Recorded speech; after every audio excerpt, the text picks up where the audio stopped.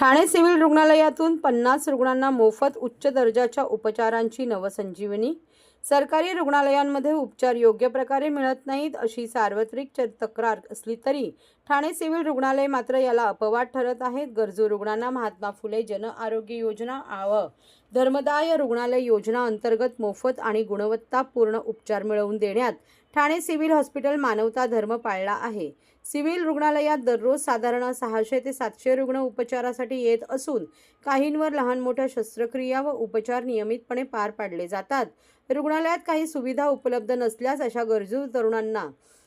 गरजू रुग्णांना तातडीने दुसऱ्या रुग्णालयात पाठवण्याची कार्यपद्धती ठाणे सिव्हिल रुग्णालयात यशस्वीपणे राबवली जात आहे। जिल्हा शल्य चिकित्सक डॉक्टर कैलास पवार, अतिरिक्त जिल्हा शल्य चिकित्सक डॉक्टर धीरज महांगडे यांच्या मार्गदर्शनाखाली 2024 ते 2025 या कालावधीत जिल्हा रुग्णालय ठाणे येथून सुमारे 50 गरजू रुग्णांना मोफत उपचार मिळवून देण्यात आले आहेत। रुग्णालयात उपचार शक्य नसल्यास जटिल प्रकरणांमध्ये संबंधित रुग्णांना महात्मा ज्योतिबा फुले जन आरोग्य योजना तसेच धर्मदाय रुग्णालय योजनेअंतर्गत खाजगी रुग्णालयांमध्ये दाखल करून त्यांच्यावर चांगले उपचार करण्यात आले आहेत। यामध्ये कर्करोगाचे 5 रुग्ण, 2 गुडघा प्रत्यारोपण, हृदयविकार व संबंधित उपचार, 3 रुग्ण आदी इतर गंभीर आजारी रुग्णांवर डी.वाय. पाटील रुग्णालय नेरूळ, कल्याण कॅन्सर सेंटर, बेथनी हॉस्पिटल, भक्ती वेदांत हॉस्पिटल, कौशल्य मेडिकल फाउंडेशन आदी इतर रुग्णालयांमध्ये मोफत उपचार करण्यात आले।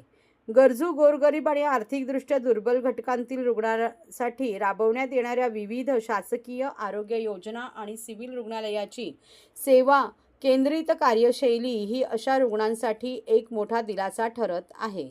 सिव्हिल रुग्णालयात माझ्या वडिलांसाठी आवश्यक उपचार शक्य नव्हते, त्यामुळे मी हताश झालो होतो, परंतु जिल्हा शल्य चिकित्सक डॉक्टर कैलास पवार सर आणि त्यांच्या टीमने तात्काळ मदत केली। त्यांनी दुसऱ्या रुग्णालयात पाठवले आणि तिथे वडिलांना मोफत आणि चांगले उपचार मिळाले।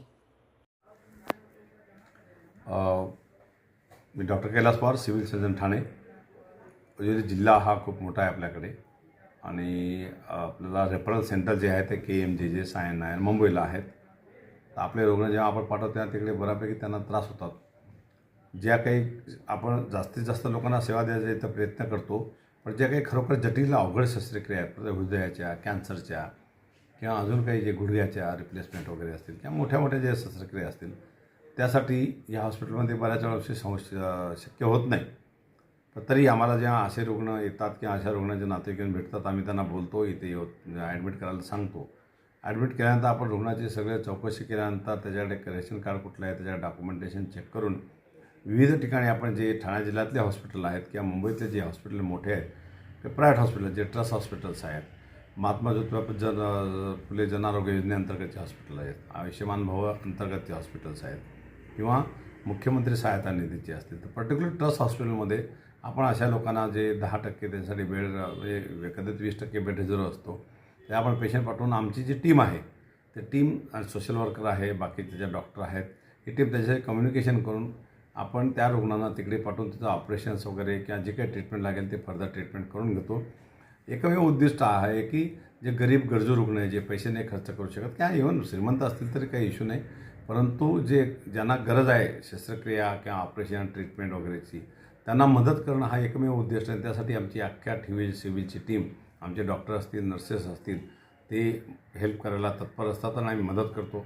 आतापर्यंत कितीतरी पेशंट आम्ही ह्या दृष्टीने याच्यामध्ये आम्ही त्यांना बाहेर, आमच्याकडे जे शक्य सर्जरी होत नाही किंवा जे ट्रीटमेंट होत नाही ते आम्ही बाहेर करून दिलेले आहेत आणि खरोखर त्या दृष्टीने त्या अँगलने आम्हाला त्याचं खरोखर समाधान वाटतं आणि हा जो कार्य हा खूप चांगला आहे, जे आपण लोकांना मदतीचं काम जे करतो आहे। मी लोकांना एकच याद्वारे विनंती करेल, आव्हान करेल की तुमच्याकडे जे रुग्ण आहेत तुम्ही हताश होऊ नका, कृपया वेगवेगळ्या स्कीम्स आहेत, चॅरिटी हॉस्पिटल्स आहेत, महात्मा ज्योतिबा फुले जन आरोग्य योजना असतील, मुख्यमंत्री सहायता निधी असेल, आयुष्यमान भव असेल किंवा काही ट्रस्ट आहेत आपल्याकडे, सिद्धिविनायक ट्रस्ट असतील किंवा मग शिर्डीवाले साईबाबा ट्रस्ट आहे, अशा बऱ्याचशा ट्रस्टकडूनही काही पैसे आपल्याला मिळू शकतात, आपण ऑपरेशन करू शकतो।